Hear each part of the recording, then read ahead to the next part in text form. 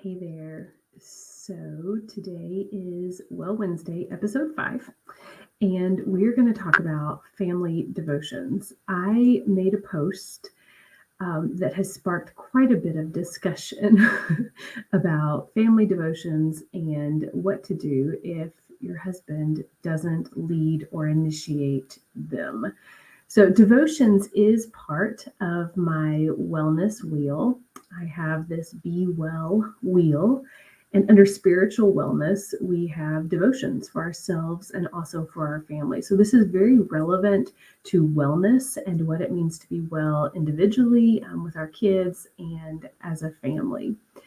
So, there's actually so much to talk about that I've decided to make this into a series for the month of February.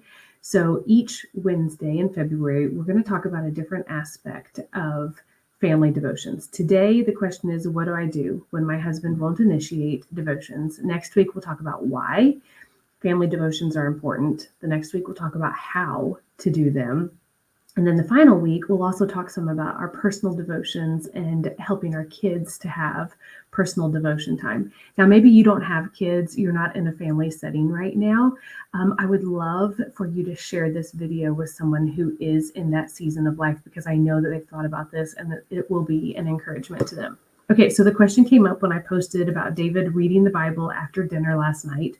What do I do if my spouse is not on board with this and doesn't seem to have an interest in leading family devotions? I get this question, even though it might look on Facebook like we've got it together. We don't. And there have been many times and many seasons in our life where I have felt the same frustration. Everybody has. And so I get it. There's sometimes frustration that the spouse won't do what you feel like everybody should be doing. There's confusion about why this would be something they would even resist. And then there's the longing for this type of connection as a family. So we have been in all the cycles. I have done all the wrong things.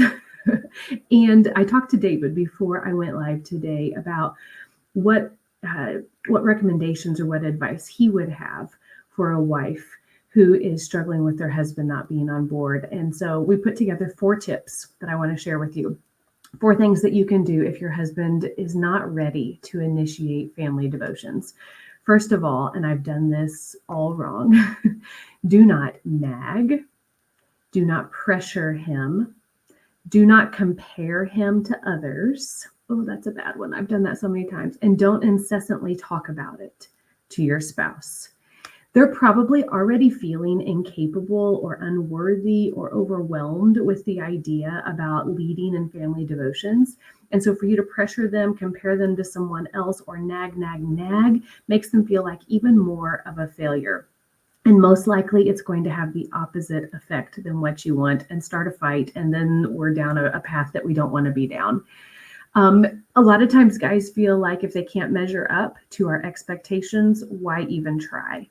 And so constantly nagging and putting this out in front of him like that is not going to be healthy for you. David likes to remind me that I am not the Holy Spirit in his life, although sometimes I think I've got some good things to say. But regardless, don't nag him, pressure him, or compare him to others in this area. Number 2, if you want family devotions in your home, start them yourself. There is no rule that says that after supper, you can't get the Bible, open it, and just read a couple of verses or read a story with your family. You can do this. If it's something that you want, don't wait on someone else. Just do it. And do it with a sweet, gentle, intentional attitude, not like, well, since you won't do it, I guess I will, kind of a thing.